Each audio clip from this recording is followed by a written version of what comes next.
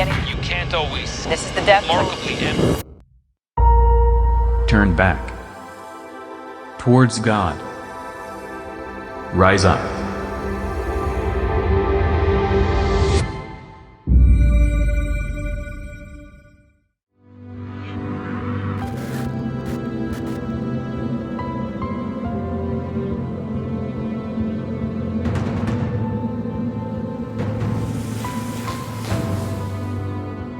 And I believe today what the Lord has taught me, that the greatest religion on earth is the religion of love. 1 John 4:8 says, God is love. Love is such a powerful energy that if you have God's love in you, then you will be the most happiest, joyful person on earth. You will walk in the footsteps of Lord Jesus Christ. And when you walk in the footsteps of Lord Jesus Christ, those footsteps lead to the doors of heaven.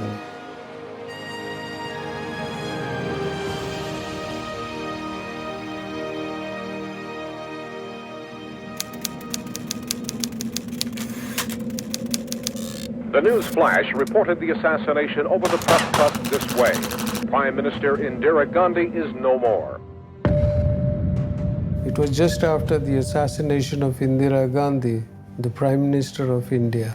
I flew from Bangladesh to arrive in Calcutta, and along with me was my colleague, Captain Cruzet. Today he is my brother-in-law. And being a Sikh of a Sikh community, I was interrogated in Calcutta, the Calcutta airport. I was released. They found that all is in order. And I went with my colleague, Captain Cruzet, to his house at his residence for a meal. Because following morning, I had to fly out to Canada. And when we went there, I was very well welcomed by his wife, Marina, who is today my sister-in-law. I was so surprised to see him come to my house the last time I met him in Chittagong. So I was very excited. I said, come in, you're welcome, come. What brought you this side? So he said, no, I'm flying tomorrow early morning to Canada, so I just dropped by. I had a couple of hours, so I dropped by. Then we were sitting down and talking. He said, how was life with you? How was everything? How was the family? We were talking and discussing. Then he says, then we got talking, then suddenly he says, I'm into palmistry. Let me read your hand. Straight away he told me, let me read your hand. So I gave my hand and he started reading and he's telling me all different things about my hand. Although I didn't believe in all that, but just for the fun of it, I gave it. Then I said, you know who will be interested in this? It'll be my sister because she's got 2 offers, one from Australia and one from England for marriage.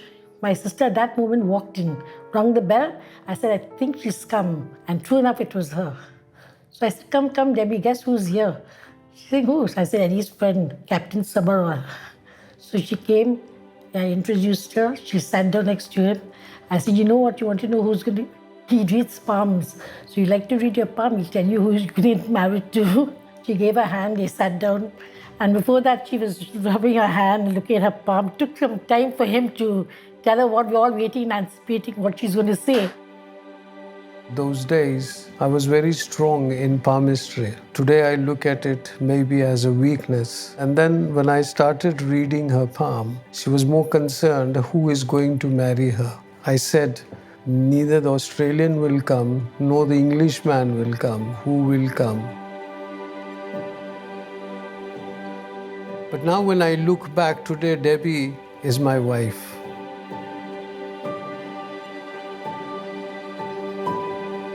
And I thank God for bringing her into my life. 5 years prior to my meeting my husband, I had met Mother Teresa, the now saint of India, of Calcutta. I went to her and I was very confused and I asked her, I said, I'm getting on in age and I want to get married and I plan to go to Australia or I want to go to UK. So what do you feel, what I should do? So she tells me, you don't have to go anywhere, enjoy your life because God has prepared a very good religious person who's going to come your way very soon. When you remember the good old days, God used palmistry that I thought was my weakness. And as the scripture says that in our weakness, He is our strength. and he turned the tables. And when she entered into my life, and I think that was the beginning of Jesus Christ starting to come into my life.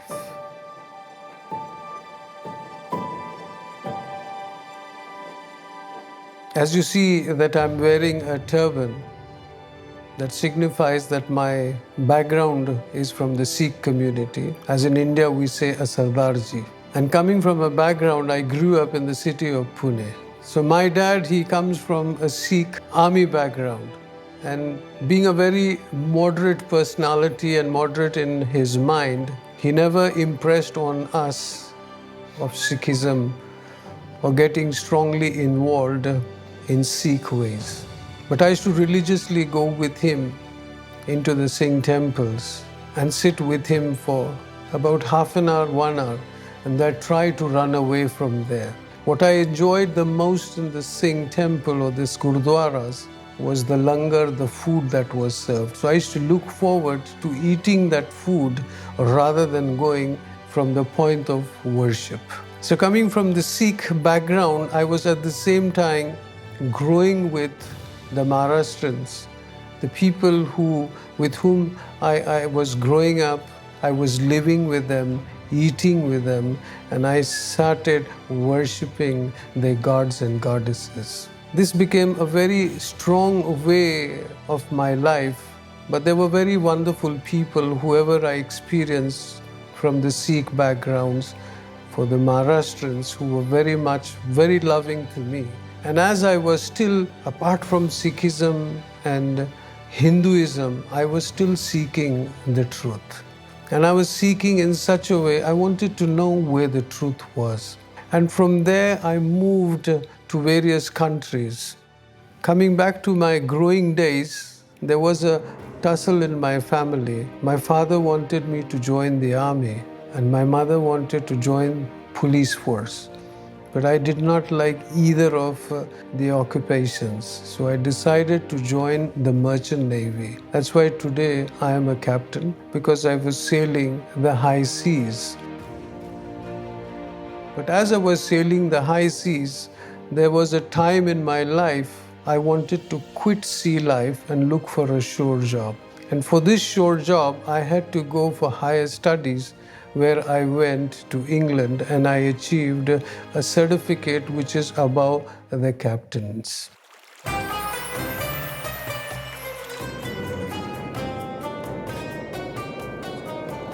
After my certification, higher certification, I got a shore job and I was posted in Egypt. When I was in Egypt, there was a very strong influence of Islam on me, and also the Egyptians, the pharaohs, and their culture, their traditions that they had lived had a very strong influence on me. So I started studying the Quran. I also started studying the pharaohs, what they did, what they worshipped, and how they lived.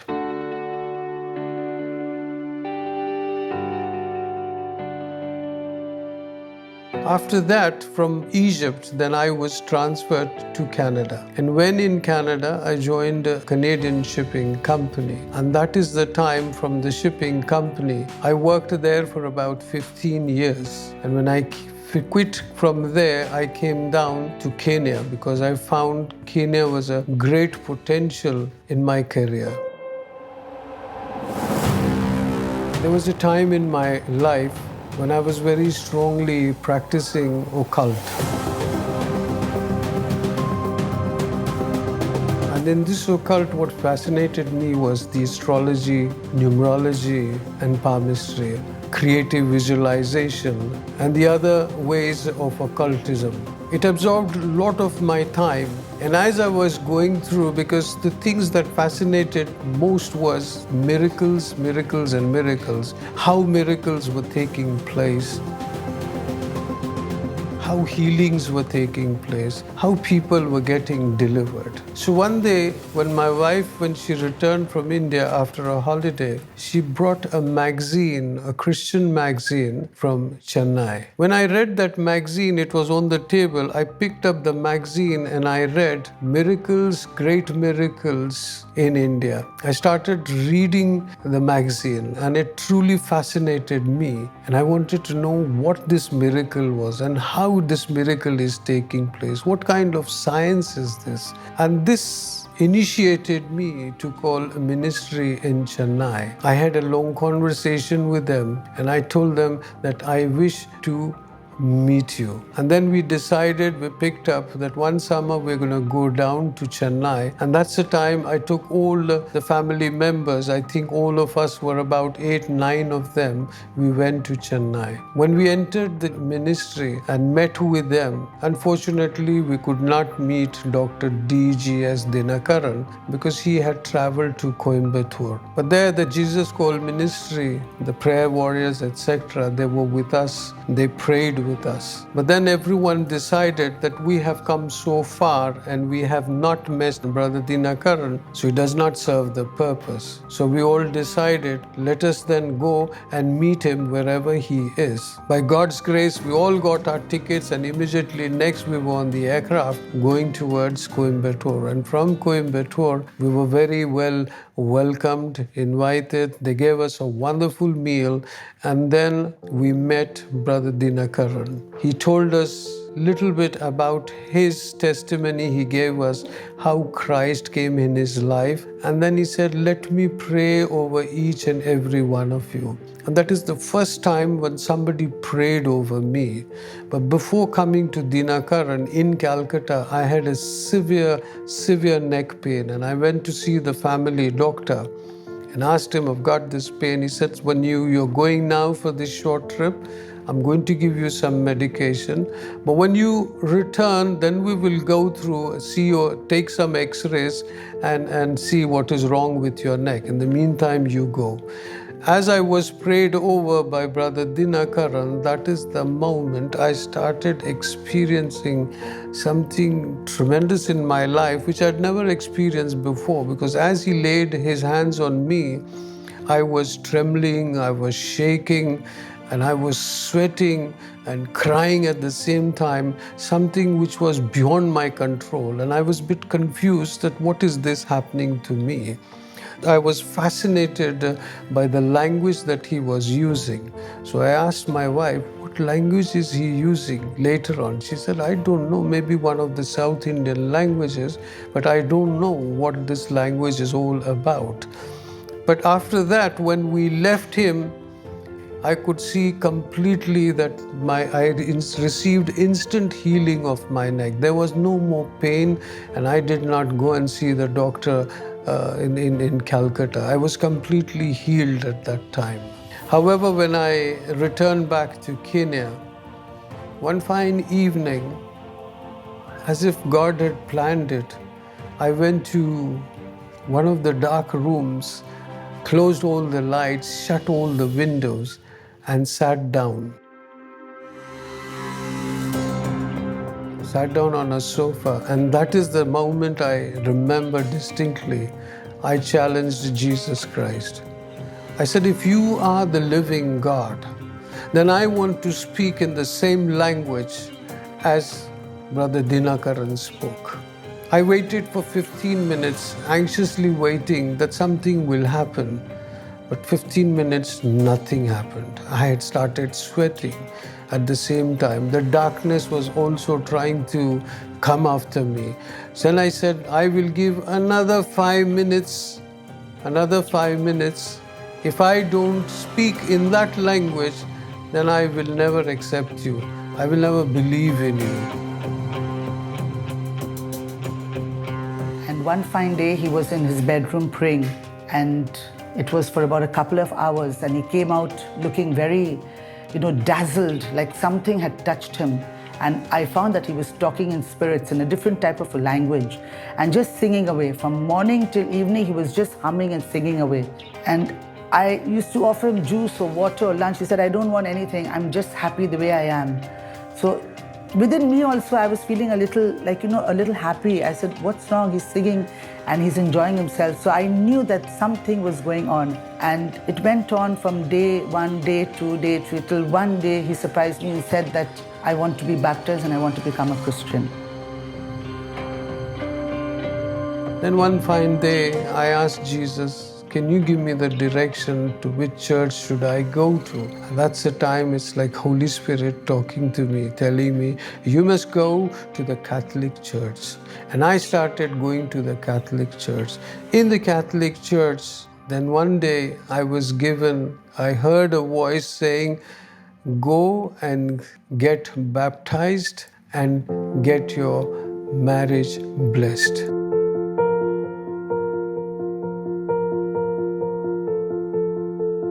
After that, I will talk to you. And the most interesting thing happened was, I told my wife, now I need to get baptized and our marriage blessed. She said the best place to do this is in Calcutta because all the relatives are there. So I introduced him to our parish priest, and our parish priest thought that this person is wanting to impress his wife, so he wants to become a Christian. So I said, no, Father, you're wrong. You just talk to him and then you'll come to know exactly whether he is really trying to impress me or he wants to come close to the Lord. And the priest met him, had an interview, and after about half an hour, Father comes out and says, your husband is ready to become a Christian, and I think I can learn a lot from him now about Jesus. So that was something really very nice in our life. I think on the day of my baptism, I was very concerned about one thing. And the main concern was that in the church, if the priest tells me to remove my turban, to pour the holy water or apply holy oil, how can I remove the turban and where will I tie it? Because there are no mirrors in the church. So I asked my wife, she said, how do I know whether he's going to tell you to remove the turban or not? I've never seen any Sardarji being baptized. So I went to my brother-in-law, Larry, and I told him, Larry, you stand by my side. And when the priest says, remove the turban, that's the time we will challenge him. But I was a bit concerned, and I knew. Then I opened the Bible and I got a very clear scripture, which was in Galatians chapter 6, verse 15. Neither circumcision nor uncircumcision means anything. What matters is a new creation. That gave me a lot of boldness. And when the church ceremony started for baptism, and I knew that now the priest is going to tell me what to do next is to remove the turban. Because as he started looking at my turban, he said, can you remove this turban? And I said, Father, if I remove this turban, where will I tie this turban? There is no place here to tie the turban. But he says, you have to remove because I have to pour the holy water on you. I said, Father, baptism is in my heart, not in my turban. What you do is take this holy water, pour over me completely. Pour it. And he said, okay, he was so frustrated, he said, okay, let me pour it. So he started pouring the holy water on my turban, right down it went. Then it came to the oil, holy oil. I said, Father, please do the same things. He did the same thing because he wanted to continue. So this is how I feel today that I'm still maintaining my turban because I didn't want to remove my turban.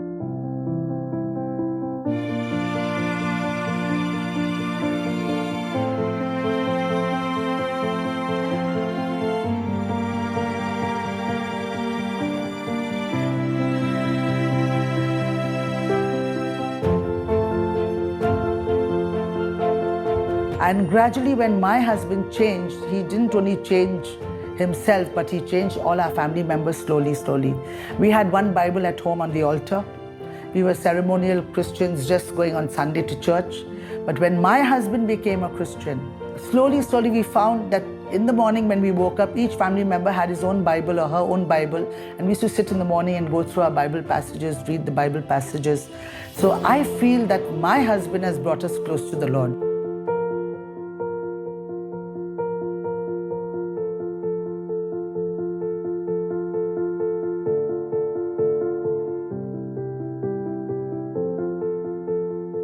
After Jesus Christ started growing in me and blessed me with the gift of preaching, I today go on various pulpits and preach the Word of God. Also conduct retreats, especially with the Vincentian Fathers at the various centers. And how good God uses me to share the Word of God powerfully. And I see with my own eyes how the Word heals and delivers many people.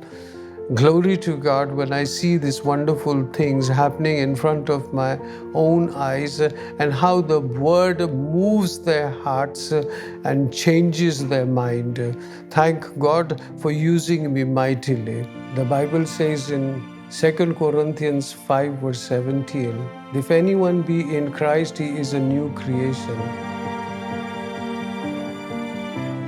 All old things pass away, and behold, all things become new. The old name Narinder has passed away, and God has blessed me with a new name, Simon. So today I'm known as Captain Simon Singh.